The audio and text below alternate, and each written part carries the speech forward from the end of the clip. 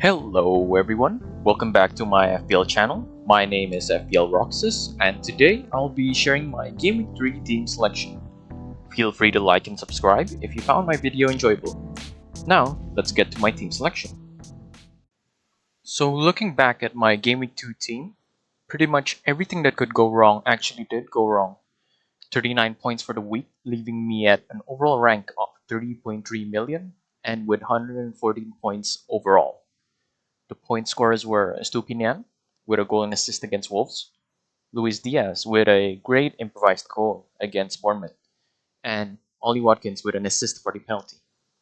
The rest of the team were disappointing, but it is what it is, and we move on. It is still Game Week 2, so the point disparity between the higher ranks and the lower ranks are still quite close, and there are still a lot of chances to chase, so it's better to not fuss about this week. So alright, before I get on to my team selection for Game Week 3, I have done an early transfer taking out Gabriel. So I did so to counteract Gabriel's price drop. So before I get into the team, I'm going to be talking about the three replacements that I have considered before I made that decision. So these are my three Gabriel replacements that I considered. First up, we have Saliba, who's now at 5.2 million. I was one of the people who didn't know about the Gabriel benching leaks that happened, I think, a few minutes prior to the Game Week 1 deadline. Gabriel got a total of 2 points for his 2 cameos, while Saliba had 13 for his starts. That's an 11-point difference, which is quite a lot and surely impacts the ranks for the earlier game weeks. However, this happens in FPL, and I think that we shouldn't really be too fussed about it, stop thinking about it. Like, we shouldn't really think about the ranks at the moment. Like, it's what kind of transfers we make on our team that comes onwards, which will help determine our rank, our true rank. Like, probably by the time it's around game week 10 ish. Uh, so I considered Saliba because he's the most nailed Arsenal player in my opinion. And with their new setup, I think he's the best Arsenal defensive option to transfer in.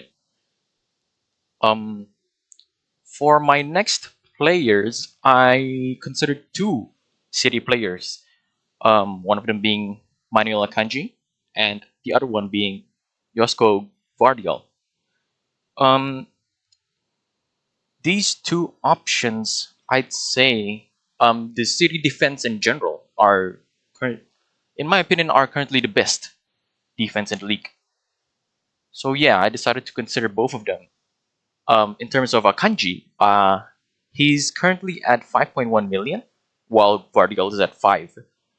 In terms of which player to choose from, I think that when it comes to City assets, we have to make sure that we take into account the rotations that Pep often does. Rather than looking at just their price and statistics, we have to look at who will be starting most games, and especially the next one. Akanji started the first 2 games, and he was deployed as the inverted defender, joining up Rodri as the 2 pivots in the team. That position was previously held by John Stones, who's currently out until after, I think, the international break, as Pep mentioned. That role allows Akanji to be receiving and performing a lot of the plays and passes needed to bring the ball into the attacking line. So I think he'll be able to get a few bonus points along the lines through that.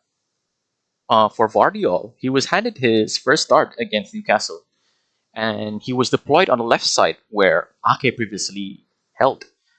When Ake is not fit, he'll probably be the one starting in the position in most games. With that being said, Ake was there in the bench during the game, and Vardiol still played the whole game without being subbed at all. In fact, all of the City players played the full 90 minutes. I think that's a better indication that when Pep has trust in his starting lineup, he wouldn't make any necessary changes. That is, unless they are forced to do so due to tactical reasons when they're losing, which hasn't really happened this season so far, or maybe through injuries. I think that during the season, there's a higher chance that Vardiol gets a bench rather than Akanji, as Vardiol has to compete with Ake. So moving on, we're gonna finally go over to my team selection. In the end, I have made the early transfer and I've chosen Akanji. So that leaves me with 0.9 million in the bank. I thought that the timing was right to bring in a City defender, with their next five opponents being Sheffield, Fulham, West Ham, Forest, and Wolves. I think it is likelier that Akanji starts most games, so I sucked up the zero point 0.1 million that I missed on his price rise and brought him in, which ended up leaving me with 0.9 in the bank.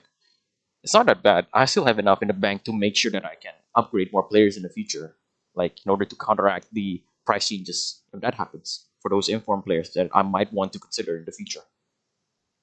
Oh, for the rest of my team, it is still the same as last week, apart from the goalkeeper and one of my defenders, of course. Onana's back in the 11 as he's up against Forest, an easier fixture for United to keep a clean sheet as they play at home against a less difficult opponent. Chilwell and Estupinian, of course, with them practically playing as wingers rather than wingbacks, attacking more than defending. It is a no-brainer to start them. And then I got my new addition in Akanji. He is still a gamble, I understand, like whether he starts or not this week. But after a lot of thinking, I believe that he should be starting. So let's see how the move went comes this game week. For the midfielders, they're also the same. One of the main points that we found from Game Week 2 is that Saka wasn't the penalty taker in their win against Palace. Odegaard was the one who took the penalty instead. He did mention that he asked Saka for it, and Arteta also said that he had no idea that Odegaard was going to take it. If this continues to become a common occurrence, like over the course of the season, Saka might be less of an appealing option, in my opinion, with him losing one of his key points being his role as the penalty taker. Bruno and Rashford, I would say, were still the most dangerous players in the United attack, even during their defeat against Spurs, with their abysmal performance. Bruno still created a few big chances, and Rashford also received a few of those, which did not lead to any goals, sadly. I'd say that at the moment, giving one more week to assess them against Forest would be better than being reactionary and quickly transferring them out for someone else who is informed, like Ambumo, or the Brighton midfielders like Mitoma and March. Eze, he was once again the main focal point of their attack. Well, him and Edouard. However, Palace still couldn't get an equalizer against the Arsenal team that went 10 men due to the red card. They were completely going for the low block tactic against Crystal Palace right after they got the red card. It was really difficult for them to score. I think that Eze also deserves at least one more week to assess whether to transfer him out or not. Luis Diaz scored a great goal against Bournemouth. That amounted to 7 points. I took out Jota last week for him as I feared that Jota was going to be benched for the knock from the knock that he experienced during the first half. And turns out he did start and he scored and assisted in the game where he totaled 12 points. That's a 5 point difference, but 7 points from Diaz is still good. As I said in my Game Week T team selection video before, I was willing to take that risk of him starting again and bringing in Luis Diaz, who I believe is more nailed in the starting 11 in the future. For my front line, Haaland will continue to be my captain. Well, he did not make any impact during the Newcastle game with just 4 points, uh, including the captaincy. But not much to be said. He has an easy fixture against Sheffield, and he'll continue to have easy fixtures in the foreseeable future. So, yeah, I think he'll continue to be my captain for the next few weeks. Watkins, during the Everton game, he was brought down to give Villa a penalty, and we all thought that he was gonna continue to be the penalty taker, even though his penalty record is really bad. But turns out they did change, and Douglas Luiz was the one who took the pen.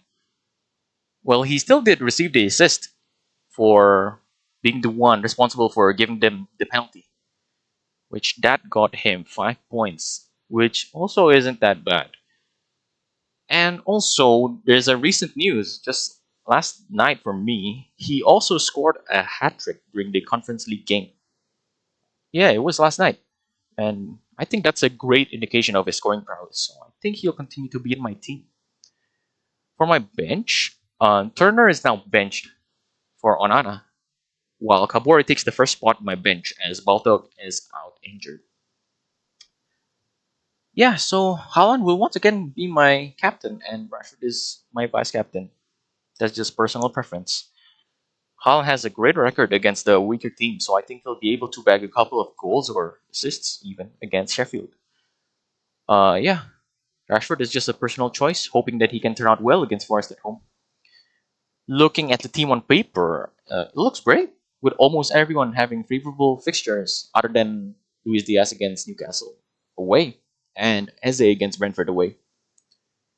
For the future, the one thing that I think we should be monitoring the most, and I think you guys should too, is the United assets that we all have. For me, I have Bruno and Rashford. Like I think the main objective in this week is to see as to whether United can start to play well again or not. If they are able to convincingly perform and win against Forest, I think that they are more likely to be a hold for the next week even against Arsenal away. But if what happens is the opposite, then it is very reasonable to consider moving away from United attacking assets, like to look for other informed players. There's a lot of them who are way cheaper than them. Okay, that's all for my team selection. With the team selection out of the way, good luck to everyone for Game Week 3. Leave a like if you enjoyed the video. Subscribe if you want to be updated on my latest uploads. I'll be uploading every week, so stay tuned. Leave a comment if you'd like, and thanks for watching the video.